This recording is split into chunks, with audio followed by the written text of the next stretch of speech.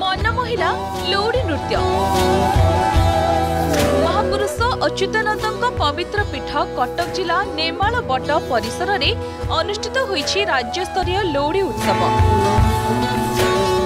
हाथ में बाड़ी अंटारे अंटाफिता मुंडरे मथाफिता और मयूर चूल सांगकू देहरे चित्ता लगाई घुंगुर पिंधि नृत्य करिसेंती लौड़ी नृत्यशिल्पी।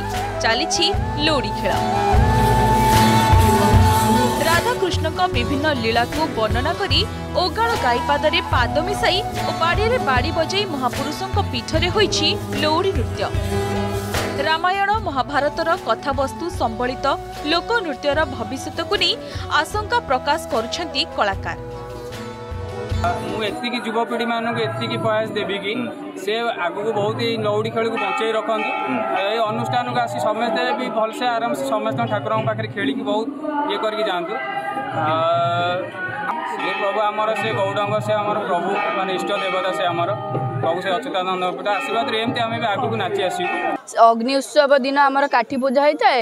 यह पर दिन ठारू आमर काठीर प्रैक्टिस करा जाए। तापर दोल पूर्णिमा आसला आम दोल पूर्णिमा रे नृत्य करा जाए। दोल पूर्णिमा दिन आम ये आखपाख प्रत्येक देव आ देवी पाखे जाए नृत्य करा जाए एवं यार पर 4 दिन जाए अच्युतों पाखे लौड़ी उत्सव होता है।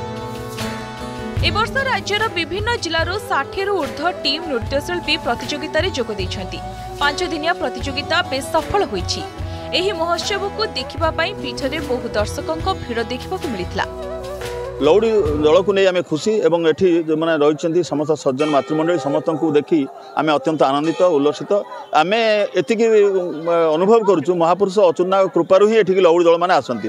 सब बड़ कथा हूँ एठी लौड़ी उत्सव हुए लौड़ीर प्रतियोगिता हुए ना एठी कई प्रतिद्वंदी मनोभाव नहीं एठी भाईचारा मनोभाव नहीं समस्ते एठी लौड़ी परिवेषण करती जहाँ भितर से भाईचारा मनोभाव रहे। खेल लगुच खेल ठाकुर स्थान भल लगुच आम खेल आम तो 1983 मसीह आम पूर्व पीढ़ी खेलुले आम अभी खेलुचु आम पर भी आमर युवपीढ़ी मैंने खेलें आम तो आई 15 जन आईचु। विलुप्त प्राय एही पुरातन ओडिया नृत्य शैली को पुनः उज्जीवित करिबा पई यादव महासभा पद्मा वनपीठ नेमाल कटकर एभली आयोजन अनेक संभावना सृष्टि करिछि। एहार प्रचार प्रसार दिगरे महंगारू असित सामल को रिपोर्ट अर्गस न्यूज।